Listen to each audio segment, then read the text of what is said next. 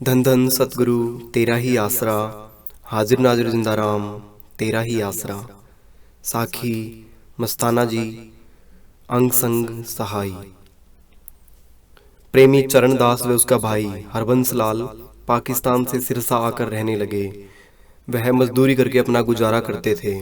सच्चा सौदा दरबार बेगू रोड सिरसा उस समय बनना शुरू ही हुआ था। हर इतवार को संगत दर्शनों के लिए जाती थी और वहाँ सेवा भी करती थी। शामन शाही मौज मस्ताना शाह बलोचिस्तानी जी अपने पवित्र हाथों से संगत को प्रसाद देते थे। संगत खुशियों से फूली नहीं समाती। यह शोभा सुनकर चरणदास का दिल किया कि मैं भी ऐसी महान हस्ती के दर्शन करूं। चरणदास सच्चा सौदा दरबार पहुंचा और दर्शन किए। वह बड़ा खुश हुआ। प्रेमी सेवा करने जाता और नामदान की बख्शिश भी हो गई। प्रेमी मजदूरी करने के लिए रेवाड़ी गया। उसका पांव स्टेशन की पैड़ियों से फिसल गया और पट टूट गया। वह बड़ी मुश्किल से सिरसा पहुंचा। अपने भाई हरबंस लाल से कहा, मेरा इलाज करवाओ। भाई बोला, पैसे तो नहीं हैं। प्रेमी चरणदास कहने लगा, मेरे को सच्चे सौदे में शामस्ताना जी के दर्शन करवाओ। जैसा हुक्म मिलेगा वैसा ही करेंगे। प्रेमी व उसका भाई सच्चा सौदा दरबार पहुंचे। शामस्ताना जी उन दिनों में मौन पर थे। प्रेमी की सच्ची तड़प और प्यार को देखते हुए अंतर्यामी मौज शामस्ताना जी गुफा से बाहर आए। उन्होंने प्रेमी से पूछा, बता भाई, तेरा पट कैसे टूटा? आप इलाज करवाओ, हम आपके अंग संग सहाई हैं। प्रेमी यह वचन सुनकर बहुत खुश हुआ। वह दिल्ली इलाज करवाने के लिए चल पड़ा। दिल्ली पहुंचकर बड़े अस्पताल में दिखाया। वहां के डॉक्टरों ने उनकी 3 महीने की पर्ची बना दी। चरणदास अपने भाई से कहने लगा, मेरे तो 3 मिनट गुजारने मुश्किल हैं। मैं तो यहीं पर रहूंगा। मैं शहंशाह मस्ताना जी से बेनती करता हूँ। प्रेमी ने बेनती की और बेनती स्वीकार हो गई। शाह मस्ताना जी डॉक्टरों का रूप धारण करके प्रेमी के पास पहुंचे। उन्होंने प्रेमी से पूछा, आप क्यों बैठे हो? प्रेमी कहने लगा, आपने मेरे को 3 महीने का समय दिया है। मेरे को इतनी अधिक तकलीफ है कि मेरे 3 मिनट गुजारने मुश्किल हैं। डॉक्टरों को उसकी प्रार्थना सुनकर दया आ गई और तुरंत दाखिल कर लिया। उसको ऑपरेशन की तारीख भी दे दी और यह भी बता दिया कि आपको ऑपरेशन के लिए इतना खून और इतनी दवाइयों का इंतजाम करना होगा। प्रेमी ने अपने भाई से कहा, आप सिरसा जाएं, पैसे उधार लेकर वापस आएं। उसका भाई सिरसा के लिए रवाना हो गया। पैसे न होने के कारण वह बिना टिकट ही गाड़ी में बैठ गया। रास्ते में फ्लाइंग ने पकड़ा। वह उसको 1 महीने की कैद हो गई। उधर से प्रेमी चरणदास के ऑपरेशन की तारीख आ गई। डॉक्टर जब राउंड पर आए तो कहने लगे, कल तेरा ऑपरेशन है, तेरा भाई आया या नहीं?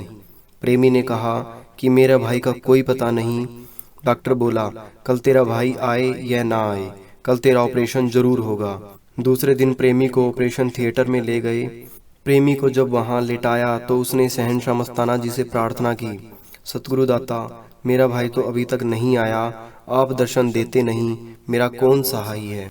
शहंशाह मस्ताना जी ने फौरन दर्शन दिए और कहा, हम तेरे पास खड़े हैं और कोई फिक्र ना कर। प्रेमी का ऑपरेशन हो गया। जब उसको होश आया तो डॉक्टर सीधे उसके पास आते, उसको दवाई खाना इत्यादि सबसे अच्छा दिया जाता। प्रेमी कुछ ही दिनों में चलने फिरने के काबिल हो गया। डॉक्टरों ने कहा, अब आप अस्पताल से बाहर भी चक्कर लगाकर आया करें। प्रेमी जब बाहर जाता उसका फल खाने को दिल करता। उसके पास पैसे तो थे नहीं, वह बस भाव पूछता। रेहड़ी वाला कहता, तेरा नाम क्या है? यह फल तेरे लिए ही तोल कर रखा है और इसके पैसे एक बुजुर्ग आदमी दे गया है। यह किस्सा कई दिन तक चलता रहा। डॉक्टरों ने प्रेमी की छुट्टी कर दी और कहा, कल आपको हमारी गाड़ी दिल्ली से सिरसा की ट्रेन में छोड़ आएगी तथा आपको 11 रुपए का खर्चा भी दिया जाएगा तथा टिकट भी लेकर देंगे। ऐसा ही हुआ। प्रेमी सिरसा पहुंच गया। वह गाड़ी से उतरकर सच्चा सौदा दरबार में पहुंचा और शामस्ताना जी से मिलने की प्रार्थना की। सेवादारों ने उससे कहा, आज सत्संग डेरा अमरपुर धाम गांव महमूदपुर रोही में है। प्रेमी सच्चा सौदा डेरा से महमूदपुर रोही पहुंचा। शामस्ताना जी प्रेमियों के साथ सत्संग के वचन फरमा रहे थे। प्रेमी दर्शन करके बड़ा खुश हुआ। उसने शामस्ताना जी के सामने की ओर जाकर प्रेम से धन धन सतगुरु तेरा ही आसरा का नारा लगाया। शहंशाह जी ने उसकी ओर से मुख फेर लिया। प्रेमी ने दोबारा कोशिश की फिर भी शाह मस्ताना जी ने उसकी ओर ध्यान नहीं दिया तथा अपना मुख फेर लिया। बाद में शहंशाह जी फरमाने लगे, हमको सब पता है, अब तू खाना खाकर आराम कर ले, तेरे से फिर मिलेंगे। प्रेमी को संतोष हो गया। रात को लगभग 2-3 बजे शहंशाह मस्ताना जी गुफा से बाहर आए। वे प्रेमी के पास पहुंचे। शहंशाह मस्ताना जी ने अपनी पवित्र लाठी से प्रेमी को जगाया। प्रेमी हाथ जोड़कर खड़े हो गया।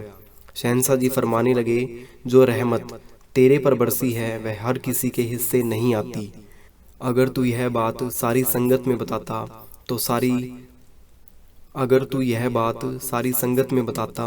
तो सारी संगत यह ख्याल करती, ऐसी रहमत हमारे पे भी बरसे, उससे हम पर सारी संगत का बोझ पड़ता। इसलिए हमने आपसे उस समय बात करनी मुनासिब नहीं समझी।